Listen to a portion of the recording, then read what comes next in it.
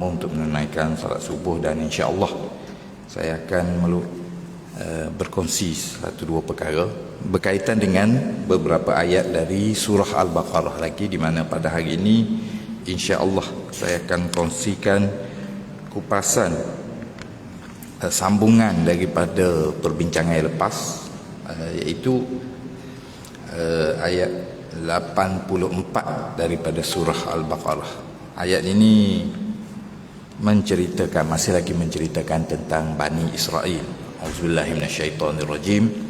Wa idz akhadna mitsaqakum la tasfikuna dima'akum wa la tukhrijuna anfusakum min diyarikum thumma aqrartum wa antum tashhadun.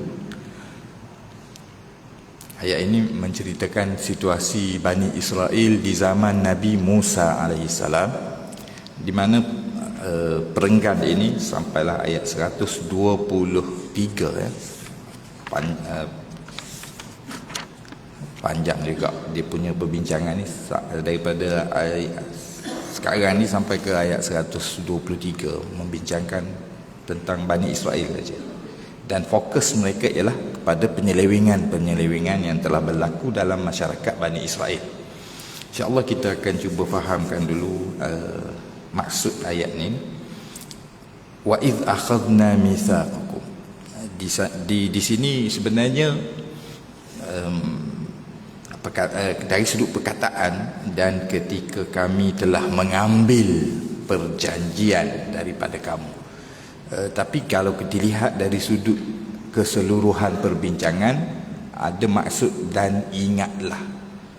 Ada maksud di situ, Tuhan suruh Bani Israel itu ingat balik apa yang berlaku. Sebab daripada awal dulu, ya Bani Israel azkuru ni'mati allati an'amtu alaikum. Wahai Bani Israel, ingatlah. Jadi di sini dah tak disebut ingatlah macam tu, tapi maksud dia ingatlah ketika mana kami telah mengambil perjanjian. Maksud perjanjian di sini salah satunya, kalau kumpulan yang mentafsirkannya secara literal, dia kata perjanjian ini berlaku apabila Nabi Musa diutuskan oleh Allah Subhanahu Wa Taala kepada Bani Israel, dan mereka ni enggan patuh. Bila mereka enggan patuh, Allah mengangkat di atas kepala mereka bukit, lalu mengambil perjanjian daripada mereka. Maknanya mengambil aku janji untuk pendetailan kepada aku janji itu, ni dia. La tasfikuna dima'akum. Jangan kamu menumpahkan darah kamu. Sebahagian mentafsirkan bahawa mitsaq di sini bermaksud agama yang diturunkan, ajaran agama yang diturunkan oleh Allah Subhanahu Taala melalui Nabi Musa. Ajaran itu ialah, kandungan dia, jangan menumpahkan darah kamu. Maksud jangan kamu menumpahkan darah kamu ni bukannya jangan kamu menumpahkan darah kamu sendiri. Bukan maksud individu, tetapi janganlah kamu berbunuhan sesama kamu. Sebab apa? Sebab sesuatu kelompok itu dianggap satu nyawa. Kalau dia membunuh rakan dia, seolah-olah dia membunuh dirinya sendiri. Okey. Man qatala nafsan bighairi nafsin faka'annama qatalan nasa jami'a. Sesiapa yang membunuh satu nyawa tanpa hak, maka seolah-olah dia telah membunuh semua orang. Nak tunjukkan di situ besarnya harga nyawa manusia di sisi Allah Subhanahu Wa Taala. Dan di sini juga ada unsur kebersamaan. Sesuatu bangsa, sesuatu kumpulan itu, dia menjadi kuat dengan adanya orang lain. Dengan berjayanya orang lain, kita lebih berjaya. Dengan gagalnya orang lain, kita juga mungkin akan menjadi orang yang gagal. Jadi hubungan kumpulan. Jadi digunakan sini kamu, walaupun sebenarnya sesama kamu. Okey, la tasfikuna dima'akum. Jangan kamu menumpahkan darah kamu. Wala tukhrijuna anfusakum min diyarikum. jangan kamu mengeluarkan diri kamu dari rumah kamu. Ayat ni bukan bermaksud jangan keluar rumah macam PKP ke apa, bukan. Ayat ni bermaksud jangan kamu menghalau bangsa kamu sendiri daripada kampung halaman mereka. Sebab apa? Sebab orang zaman dulu bila dia berperang, siapa kalah dihalau keluar daripada tempat yang dikuasai, sama ada bunuh ataupun mereka halau ataupun mereka jadikan hamba. Okey, jadi jangan kamu keluarkan diri kamu. Maknanya satu nak terangkan betapa hubungan bangsa, satu kelompok, satu agama ni sangat kuat. Bila kita menyakiti warga negara, rakyat kita, bangsa kita ataupun orang dalam agama kita, maka kita menyakiti diri kita sendiri. Sebab kebersamaan tu, ya, sebab itu negara yang kuat apa dia? Negara yang jurang, kalau jurang pendidikan balance.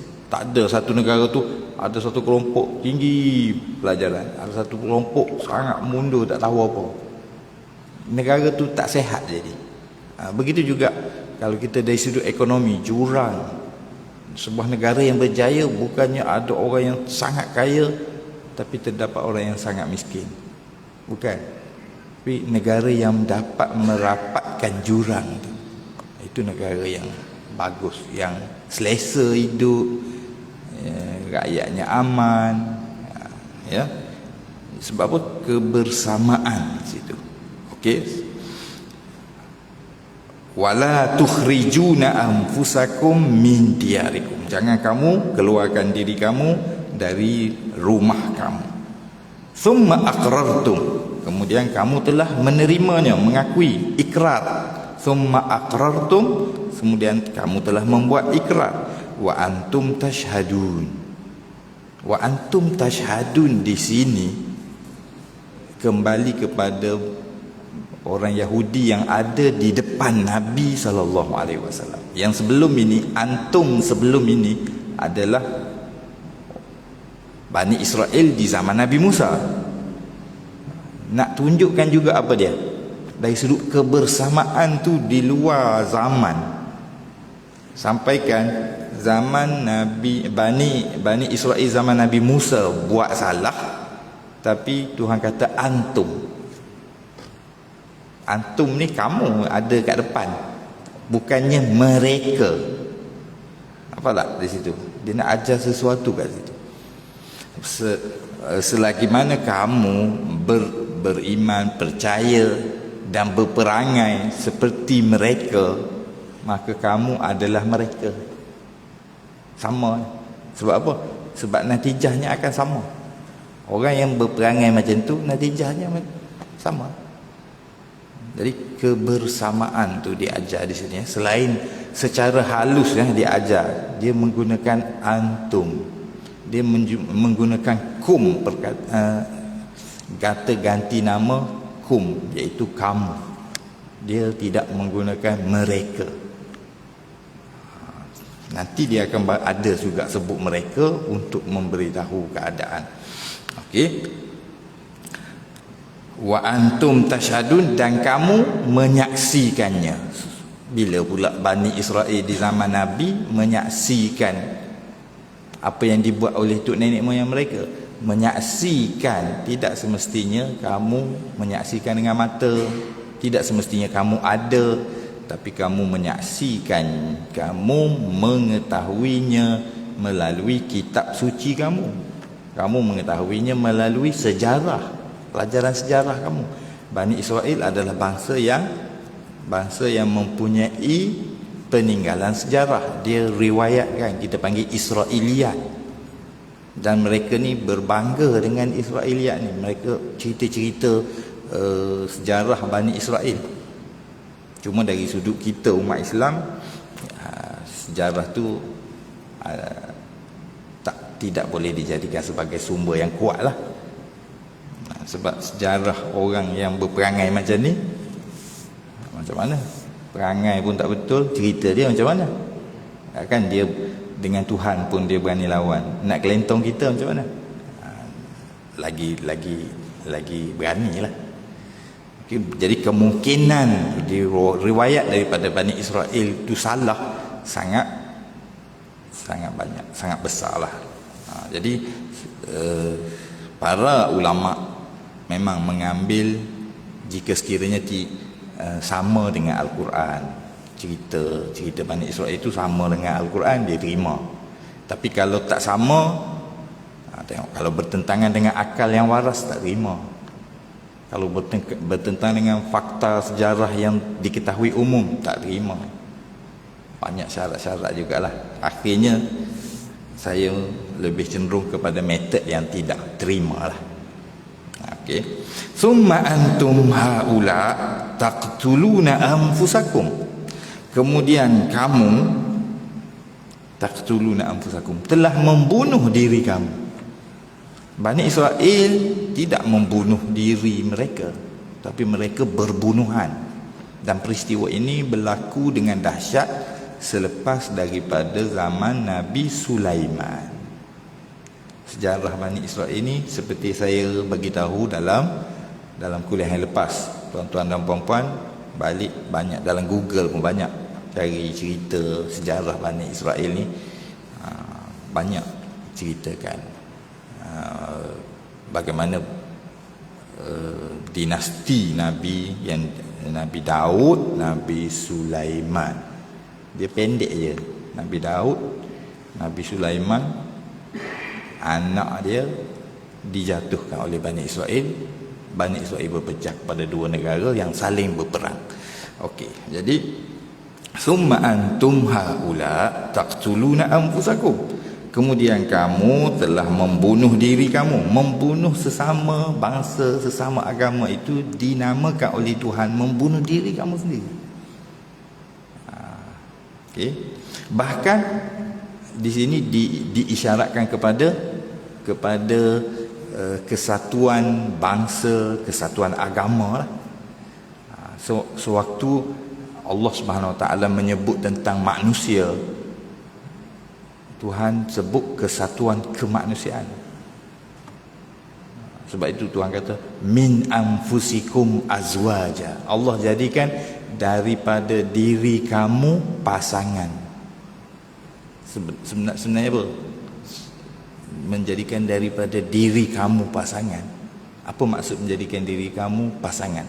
Pandangan yang pertama mengatakan Hawa itu adalah dicipta daripada Adam. Berdasarkan hadis,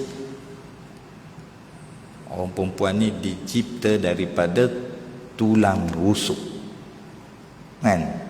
Pandangan yang kedua mengatakan tak, Hawa ni dicipta daripada tanah juga. Cuma tulang rusuk tu adalah kiasan kepada sifat. Sebab tulang rusuk dia bengkok. Dia dijadikan daripada min anfusikum, di situ maknanya pasangan kamu daripada jenis manusia. Manusia itu dinamakan diri kamu untuk menunjukkan kepada kesatuan kemanusiaan. Dua pandangan lah. Okey, jadi kita nak hubungkan dengan penggunaan bahasa, penggunaan istilah di sini.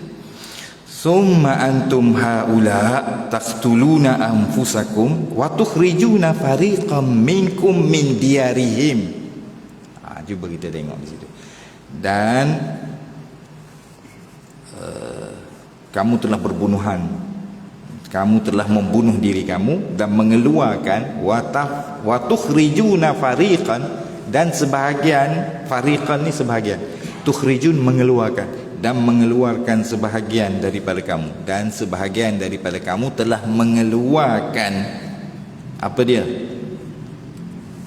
Mengeluarkan min diyarihim, daripada rumah mereka. Baru dia sebut him di sini. Tak di kum kamu, him mereka. Barulah sebut rumah mereka. Ni kalau orang orientalis, ini antara bukti Quran ni salah. Dia kata Sebab dia penggunaan dhamir, dia panggil penggunaan ganti nama dia, sekali kamu sekali mereka. Dia kata dalam Quran ni banyak salah. Kita sebagai orang Islam, kita membaca Al-Quran dan menganalisis Al-Quran berdasarkan ianya daripada Allah. Bila kita mentafsirkan Al-Quran kerana dia daripada Allah, kita nampak macam salah, tapi kita tak kata salah. Kita akan cari sebab apa dia jadi macam tu. Itu beza akidah lah. Kalau orang yang akidah dia tak Islam, dia baca Quran nampak janggal, salah. Kita tak salah, kita tak kata salah. Sebab apa? Mustahil Allah menurunkan kitab salah. Kalau dia tersalah, tu bukan Tuhan. Tersalah ni manusia, makhluk. Jadi mesti ada benda maksud yang dia nak sampaikan yang kita salah, kita salah faham. Jadi analisis tadi itu membetulkan kesalahan kita, membetulkan salah faham kita. Jadi itu teknik ataupun metod kita dengan Al-Quran yang basicnya para ulama, memang ulama Islam memang prinsip akidah dia Al-Quran daripada Allah. Jadi bila dia tengok Al-Quran, dia akan cari apakah maksud sebenar Al-Quran. Dia tak akan kata salah.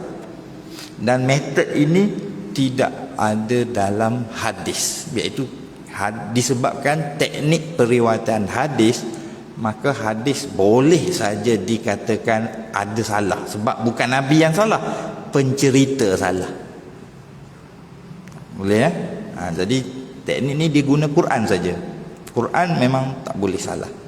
Kalau hadis dia cari maksud, tiba-tiba jumpa hadis lain macam lain, ada kemungkinan hadis tu dia akan kata dia kritik, dia panggil ilalul hadis, satu ilmu khas yang diwujudkan oleh ulama untuk mengkritik kemasukan kata-kata yang bukan daripada Nabi tetapi mungkin daripada ingatan perawi, pandangan dia termasuk. Sebab dia cerita tu kadang-kadang dengan secara literal dan kadang-kadang dengan maksud. Macam tu. Al-Quran tak ada dengan maksud. Al-Quran by word, dia macam mana Nabi baca, begitulah diriwayatkan. Jadi metod ni untuk Quran memang solid lah. Quran kita tak kata ada salah. Okey. Jadi senang lah. Nak analisis Quran lebih senang lah, jauh lah lebih senang daripada hadis. Hadis ni kena banyak ilmu lagi, kena pergi kepada beberapa cabang, banyak cabang lah, bukan beberapa. Di sini Al-Quran dari sudut keraguan dianya dari betul ke daripada Allah, yang tu dah tak ada kemuskilan. Okey. Summa antum haula taqtuluna anfusakum wa tukhrijuna fariqan min diyarihim tazaharuna alaihim bil ithmi wal udwan. Kamu telah menguasai mereka. Tazaharun asalnya zahara maknanya zahir. Dalam bahasa Melayu dah jadi Melayu dah, zahir maknanya apa? Menunjulkan, menguasai. Tazaharuna alaihim, ke atas mereka, bil ithmi wal udwan, dengan kesalahan, dengan cara yang salah, wal udwan, dengan permusuhan. Kamu telah bermusuh dengan mereka, kamu telah buat jahat kat mereka, bunuh mereka, keluarkan mereka daripada kediaman mereka. Okey. Wa in ya'tukum usara, jika sekiranya mereka itu datang kepada kamu dalam keadaan mereka menjadi banduan, menjadi tawanan. Wa in ya'tukum usara tufaduhum, kamu telah menjadikan mereka itu tebusan. Dia perang sesama Bani Israel, tiba-tiba dia dapat tangkap orang sana. Tufaduhum, dia pun ambil tebusan. Maknanya tebusan ni macam mana? Nak lepas bayar. Macam tu tebusan. Okey. wa huwa muharramun alaikum ikhrajuhum, sedangkan ianya haram bagi kamu. Apa haram? Dalam syariat Bani Israel haram membebaskan tawanan perang. Haram. Apa hukum dia? Tawanan perang kena bunuh. Tapi Bani Israel tak nak bunuh. Sebab apa dia tak nak bunuh? Dia nak duit. Bani Israel ni segala benda nak jadi duit. Kan? Jadi dia nak tebusan, duit banyak. Okey, jadi kalau kita cek lagi sebab apa mereka, alasan apa? Bani Israel ni bangsa yang dia orang panggil apa? Nak kata pandai tak? Orang Arab tidak menamakan Bani Israel ni bangsa yang pandai, tetapi dia menisbahkan bangsa yang licik. Licik ni maknanya dia pandai dengan keadaan yang tak berapa betul sikit. Macam tu. Kalau cerdik pandai sifat yang baik, tapi kalau cerdik menipu ni macam tu. Jadi sebab apa dia dengan alasan apa dia bebaskan tawanan perang ni? Dia bukan bebaskan macam tu, dia ambil tebusan. Dia bagi alasan tak boleh bunuh sesama Bani Israel. Allah kan tak di Tuhan larang membunuh Bani Israel. Jadi masa nak bebaskan tawanan perang, sebab apa pula engkau bebaskan dia? Tak boleh lah kita bunuh sama Bani Israel. Masa perang tak dipikir tak? Masa perang tak fikir. Masa nak duit baru fikir. Bila nampak untung baru cari alasan. Ini perangai Bani Israel. Jadikan benda ni biar jadi halal. Dan dalam hukum syariah kita ni, hukum memang tidak tetap. Ada faktor-faktor yang boleh membuatkan suatu benda tu. Contohnya Tuhan sebut dalam Al-Quran, daging babi pun boleh makan kalau terlalu lapar. Tapi itu bukannya makr, bukannya orang yang menipu ataupun nak panggil istilah apa ya? Orang bukannya saja buat alasan. Tapi kalau dah memang nak travel siap sardin babi, sebab apa? Nanti dalam hutan tak ada makanan. Itu maknanya itu cari buat alasan lah orang panggil. Macam itulah. Kan? Jadi macam menukarkan nama rasuah kepada duit kopi. Duit kopi halal. Haram rasuah. Jadi kita tukar je nama. Taklah Milo ke kopi Ovaltine ke tak kira. Yang penting tukar. Jadi halal terus. Itu alasan. Alasan tu Tuhan tak terima. Jadi ataupun ada orang yang dia memfitnah orang, tapi dia mencari alasan yang baik-baik untuk dijadikan penyedak hati dia. Maka dia di depan, maknanya bagi dia betul orang ni dia menipu diri dia sendiri. Jadi sebab apa kamu keluarkan bebaskan Bani Israel, ambil tebusan? Mana boleh kita bunuh Bani Israel? Baguslah alasan tu. Betul. Tapi tadi yang kamu pergi perang dengan dia tu siapa suruh? Tuhan larang awal-awal lagi, larang perang.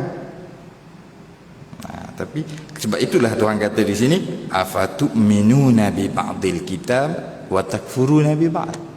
Apakah kamu beriman dengan sebahagian kitab dan kamu engkar dengan sebahagian yang lain? Time melancarkan perang, dia engkar. Time bunuh, dia nak patuh. Sebenarnya bukan dia nak patuh, dia nak duit. Macam tu. Fama jazaa'u man yaf'alu zalika minkum. Untuk pengetahuan kita juga, syariat Bani Israel dalam bab ni berbeza dengan syariat Nabi Muhammad sallallahu alaihi wasallam. Antaranya mereka tidak boleh mengambil harta rampasan perang musuh. Sebaliknya perlu dibakar. Sedangkan orang zaman dulu bila dia berperang, dia bawa harta-harta yang berharga. Dan orang zaman dulu dia tak ada perhiasan sangat kan, handphone pun tak ada lagi nak pakai yang mahal-mahal. Kasut pun tak apa-apa aja zaman tu. Jadi antara benda yang dia simbol dia ialah pedang. Pedang letak permata. Macam itulah harta perhiasan orang zaman dulu. Bila kalah perang ni, banyaklah tertinggal situlah. Dan tabiat orang zaman dulu juga, dia perang ni dia bawa sebanyak mungkin harta dia. Sebab apa? Sebab dia kira kalau kalah, balik kampung pun tak ada benda lah. Jadi banyak harta rampasan perang, tapi tak boleh ambil. Macam mana agak? Memang nyanya. Jadi dia perlu dibakar. Sementara umat Nabi Muhammad sallallahu alaihi wasallam, kita dalam siri peperangan maknanya boleh ambil. Bahkan pada zaman Rasulullah sallallahu alaihi wasallam, tanah tu kawasan yang dikuasai dibahagikan kepada askar-askar yang berjuang. Sampailah pada zaman Saidina Umar, benda tu dihentikan. Sebab Umar tak naklah keadaan tu berlarutan yang akan menyebabkan negara yang dikuasai yang terlalu luas itu hanya menjadi milik askar-askar Islam saja. Umar kata ni dah keluar tajuk dah ni, keluar daripada objektif pensyariatan. Jadi dia pun hentikan keadaan tu. Okey. Jadi Tuhan marah Bani Israel ini, tiba-tiba dia kata afatu'minuna bi ba'dil kitab wa takfuruna bi ba'd. Sebab tadilah kamu beriman dengan sebahagian dan kufur dengan sebahagian. Lalu Tuhan pun bagi satu fakta yang mungkin kita tidak akan tahu kalau tidak diberitahu di sini, iaitu fama jazaa'u man yaf'alu dzalika minkum illa khizyun fil hayatid dunya. Maka tidaklah balasan orang yang melakukan yang demikian di kalangan kamu kecuali kehinaan fil hayatid dunya, dalam kehidupan dunia. Wa yaumal qiyamati yuradduna ila asyaddil azab, dan pada hari kiamat mereka itu dikembalikan kepada azab yang pedih. Khizyun, kehinaan. Jadi kalau kita tengok di sini, keadaan umat Islam semasa ni tidaklah sangat memberansangkan, kerana masih wujud sifat beriman separuh dan tidak beriman separuh. Tapi iman tu bukan dalam erti kata kepercayaan, tetapi amalan. Faham tak? Umat Islam sekarang dari sudut akidah, alhamdulillah, kita terima Islam keseluruhan. Boleh tetapi dari sudut amalan memang agak sedih. Jadi kita pada tahap pengamalan tu, kita amal separuh, tak amal separuh. Contohnya dalam surah Al-Baqarah menggandingkan halal makan, halal hissi dengan halal maknawi, haram hissi dengan haram maknawi. Haram hissi, daging babi haram. Takut kalau daging babi tu boleh lari 10 hektar tanah, rasuah makan relax je kan? Pecah amanah relax, juta-juta relax, siap cium tangan lagi. Makin banyak orang tu curi, makin cium tangan, makin kuat cium tangan. Sebab apa? Tak rasa bersalah. Tak rasa bersalah pada satu jenayah, rasa sangat bersalah dengan satu jenayah. Tapi dari sudut keimanan, orang Islam beriman benda tu haram, tapi dari sudut praktikal masalah. Kita tak nak kafirkan masyarakat Islam. Sebab itu khizyun tu tetap berlaku, kehinaan tu tetap berlaku. Umat Islam lemah sekarang. Dari sudut sumbangan ilmu memang sangat lemah, tak boleh nak membangun. Masyarakat lemah, keseimbangan dalam masyarakat lemah, terdapat jurang yang sangat tinggi, golongan yang sangat kaya, golongan yang miskin. Dari sudut ilmu sangat jauh jurang, satu kumpulan yang sangat berpendidikan. Mungkin negara kita ni, kita bercakap macam ni kita kurang nampak. Tapi kalau kita pergi ke negara-negara Islam yang bermasalah ni, kita nampak benda tu. Nampak jauh satu kumpulan yang berpendidikan, satu kumpulan terabai langsung, dan tidak disediakan mekanisme untuk mereka ni membangun. Terabai macam tu saja. Dari sudut kuasa, satu kumpulan yang sangat berkuasa, satu kumpulan yang tidak terbela, berlaku dalam negara-negara, antaranya negara Islam lah, yang menyebabkan negara Islam ni tidak dapat bangkit dan menerajui dunia sebab pengamalan yang separuh-separuh ni, kan? Jadi Tuhan beri satu teguran kepada Bani Israel yang sudah tentunya teguran ini sebenarnya adalah untuk umat Nabi Muhammad SAW. Lalu tak samalah dengan Yahudi ni. Yahudi dia memang dari sudut keimanan pun fail. Mereka tak terima dari sudut keimanan. Ulaikal ladzi, saya dah ulas sekali, wa yaumal qiyamah yuradduna ila asyaddil azab. Kehinaan di dunia dan hari akhirat akan dikembalikan dengan azab yang sangat pedih. Jadi kita minta supaya Allah melindungi kita daripada balasan yang begini dahsyat. Wa mallahu bighafilin amma ta'malun, dan Allah tidak leka dari apa yang kamu lakukan. Ini ayat support macam ni tuan-tuan dan puan-puan akan jumpa dalam Al-Quran. Setiap kali ada satu isu, dia datang dengan ayat yang support perbincangan tadi. Allah tidak leka. Sebab apa? Sebab sifat tidak leka ini sesuai dengan keadaan orang tadi tu, yang mungkin dia tak terkena apa-apa. Dia ciluk-ciluk mengamalkan agama tapi dia tak terkena apa. Lalu dia terleka, dia rasa dia berjaya. Dia rasa pengawasan Allah tadi tu dia boleh bolos. Tapi Tuhan kata tidak, aku tidak leka dengan apa yang kamu lakukan. Ulaikal ladzina ishtarawul hayatad dunya bil akhirah. Untuk mengukuhkan lagi gambaran tadi, lalu Tuhan kata merekalah orang-orang yang telah menjual kehidupan akhirat dengan dunia. Lalu diibaratkan di sini, orang tu dia berjual beli. Dia ada barang bernama akhirat. Dia tak nak barang tu, dia pergi jual. Dia beli dunia.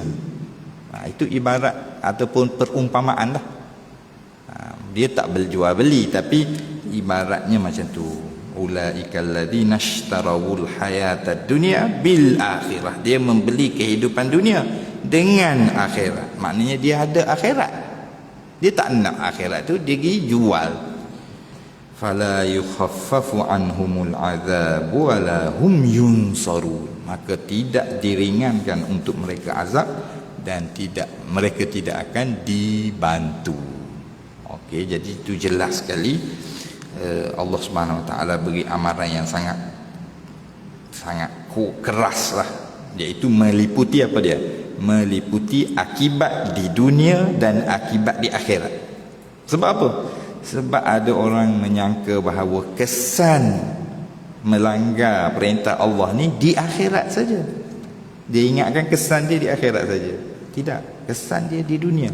Kalau buat baik, kesan dia dunia dan akhirat. Kalau buat jahat, kesan dia di dunia di akhirat. Cuma kadang-kadang gambaran kita terhadap kesan di dunia tu tak berapa tepat. Contohnya, bukan bermaksud bila orang tu buat jahat hari ni kena gedebuk hari ni. Bukan. Kalau macam tu tak akan ada orang buat jahat. Dunia tidak akan jadi ujian Allah. Masuk je kelab malam, gedebuk le, buih mulut, mati. Tak ada orang lah dalam tu. Bukan. Mungkin dia hidup lebih lama daripada kita. Tetapi akibat mabuk, balik rumah pukul anak bini, terlibat dengan dadah, balik sembelih mak sendiri. Berapa? Nak duit RM50. Berlaku dalam masyarakat kita. Itu yang kita kata kesan. Dan kesan tu pula bukan saja individu, kesan kepada masyarakat. Tak ada pasal-pasal. Balik kampung kita tanam pisang, elok nak ambil esok, tak ada dah hari ni. Berapa? Dan kita ada keliling rumah. Jadi kesan keduniaan tu wujud. Seperti mana kesan akhirat lebih-lebih lagi lah. Jadi Tuhan gabungkan di sini khizyun fil hayatid dunya. Kehinaan di dunia dan di akhirat. Dari sudut yang lebih besar, kita tengoklah apa yang berlaku pada dunia Islam. Kebergantungan kita kepada orang bukan Islam. Dari sudut kalau timpa penyakit, kita tunggu vaksin datang. Kalau peralatan, kalau nak berperang pun senjata, tunggu orang supply. Mana lemahnya kita tu, sangat lemah lah. Dalam keadaan yang sangat menyedihkan lah. Bertentangan dengan sifat yang diberitahu oleh Allah Subhanahu Wa Taala. Wa'adallahu allazina amanu wa amilus solihat la yastakhlifannahum fil ard. Allah berjanji kepada orang yang beriman dan beramal soleh, Allah akan menjadikan mereka itu khalifah di atas muka bumi. Situasi sangat berbeza. Jadi setakat itu saja yang dapat saya sampaikan pada pagi ini. Mudah-mudahan dia satu perkongsian yang baik. Kita berhenti pada ayat 86, dan seperti yang saya beritahu tadi, tuan-tuan dan puan-puan boleh buat homework yang agak panjang, iaitu baca surah ni sampai ayat 123. Tuan-tuan akan tengok satu trend saja. Dia cerita tentang Bani Israel, dan cuba perhatikan situ banyak penyelewengan yang berlaku dan didedahkan oleh Allah Subhanahu Wa Taala, penyelewengan dalam masyarakat Bani Israel. Okey, jadi setakat itu saja saya sudahi dengan wabillahi taufiq wal hidayah. Wassalamualaikum warahmatullahi wabarakatuh.